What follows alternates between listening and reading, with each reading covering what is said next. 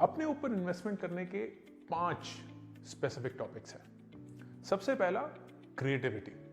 अपने बचपन को याद करिए, घंटों बिता देते थे हम खिलौनों के साथ, एकदम मग्न। हम पहियों के साथ खेल लेते थे, हम लट्टू के साथ खेल लेते थे, हम पेपर पे रैंडम कलर करते रहते थे, हम पेंसिल और पेपर के साथ कुछ कुछ बनाते रहते थे, दीवारों पे कुछ लिखते रहते थे। ये फर्क नहीं पड़ता था कि हम कुछ ठोस, कुछ सही बना रहे हैं। ये फर्क पड़ता था कि हम अपने ख्यालों में, अपनी क्रिएटिविटी में कहीं गुम हो गए हैं। और जैसे जैसे हम बड़े हुए, कहीं हमने इस क्रिएटिविटी को ही भुला दिया। हम काम करने की रट में फंस गए। रोज की जद्दोजहद, वो उठो, ब्रश करो, काम पे जाओ, बॉस को हेलो बोलो, गुड मॉर्निंग बोलो, गुड आफ्टरनून बोलो, गुड बाय बोलो, वापस आओ। इस सारे चीजों के दरमियान हम अपने आप की क्रिएटिविटी को कहीं प्रॉस्पर नहीं करने देते। तो सबसे पहली चीज, अपने ऊपर इन्वेस्टमेंट करने के लिए अपने आप की क्रिएटिविटी को मरने मत दीजिए। कुछ ऐसा करिए हर रोज, हर हफ्ते, हर महीने, जो आपकी क्रिएटिव जूसेस को बाहर लाए। गाइए, कुछ बनाइए, कुछ सीखिए, चाहे वो कोई खेल हो, चाहे वो कोई लैंग्वेज हो, चाहे वो कोई नाटक हो, कुछ भी हो, लेकिन कोई ऐसी चीज जिसको करने के लिए ना आपको कोई पैसे दे रहा है, ना वो चीज करके आपको कोई पैसे मिलेंगे। आप सिर्फ वो चीज उसके प्यार के लिए कर रहे हैं, अपनी क्रिएटिविटी के लिए कर रहे हैं। दूसरी चीज, सेल्फ कॉन्फिडेंस। अपने अंदर अगर आप सेल्फ कॉन्फिडेंस जनरेट कर पाएंगे तो वो बहुत जरूरी होगा अपने ऊपर की इन्वेस्टमेंट पे। क्योंकि अगर आप खुद ही अपने ऊपर विश्वास नहीं करते हैं, लोग आपके ऊपर कभी विश्वास नहीं करेंगे।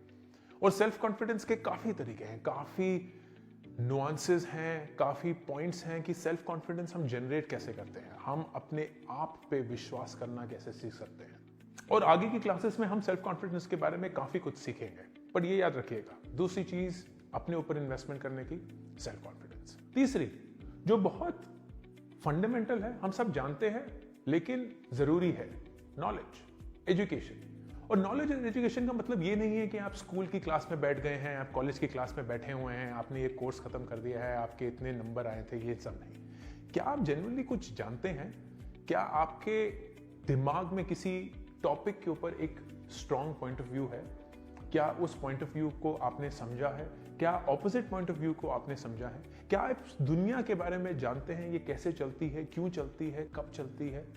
क्योंकि ये ही फंडामेंटल नॉलेज है, इसी को एजुकेशन कहते हैं कि क्या आप इस दुनिया के बारे में वो सब जानते हैं जो आपको जानना जरूरी है। बुक्स पढ़िए, वीडियोस देखिए, लोगों से बातें करिए, ऐसे लोगों से जिनका नजरिया, जिनका वर्ल्ड व्यू आपसे अलग हो, क्योंकि उससे आपको कुछ नया सीखने को मिलेगा, आपको कुछ ऐसा पता चलेगा जो आपको अभी तक नहीं पता था। तो तीसरी चीज अपने ऊपर इन्वेस्टमेंट के लिए, एजुकेशन, नॉलेज। चौथी चीज अपने ऊपर इन्वेस्टमेंट करने के लिए, आपकी हेल्थ। आपकी हेल्थ, और ना ही आपकी फिजिकल हेल्थ, आपकी मेंटल हेल्थ भी। क्या आप अच्छे से खाते हैं? क्या आप अच्छे से सोते हैं? क्या आप मेडिटेट कर पाते हैं? क्या आप ध्यान करते हैं? क्या आप उन सारी चीजों से दूर हैं जो आपकी बॉडी को हार्म देती है?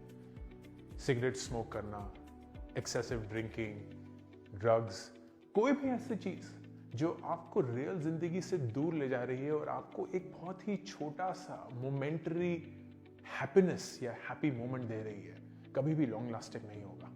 आप कभी भी उसकी वजह से अपने ऊपर लॉन्ग टर्म इन्वेस्टमेंट नहीं कर पाएंगे। सही खाइए, एक्सरसाइज करिए, कोई स्पोर्ट खेल लीजिए। जरूरी नहीं है कि हर किसी को जिम जाना है, जरूरी नहीं है कि रोज जाना है, लेकिन अपनी बॉडी को उतना ही ध्यान दीजिए जितना आप किसी और चीज को ध्यान देते हैं जिससे आपको खुशी मिलती है, क्योंकि अल्टीमेटली हेल्थ ही सब कुछ है। और पांचवी और आखिरी चीज, अपने फाइनेंसेस, आपका पैसे की तरफ नजरिया। आप अपने पैसे के साथ कितने केयरफुल हैं, कितने अवेयर हैं? क्या आपको समझ भी आती है कि क्रेडिट कार्ड कैसे काम करता है, एक डेबिट कार्ड कैसे काम करता है, इन्वेस्टमेंट्स कैसे काम करती हैं, स्टॉक मार्केट में कैसे खेला जाए? अगर मैं एक फिक्स डिपॉजिट में पैसे डाल रहा हूं, उसका क्या मतलब है? मैं कितने साल पे अपनी सेविंग शुरू करूं? कितना मुझे सेव करना चाहिए? ये सारी चीजें बहुत ज्यादा जरूरी हैं क्योंकि ultimately all said and done पैसा जरूरी है। इस जिंदगी में, इस दुनिया में पैसा जरूरी है, लेकिन उस पैसे से आप कैसे और पैसा बना सकते हैं, ये कला बहुत ही कम लोगों को आती है। और जिन जिन लोगों को आती है वही अपने ऊपर सही इन्वेस्टमेंट कर पाते हैं।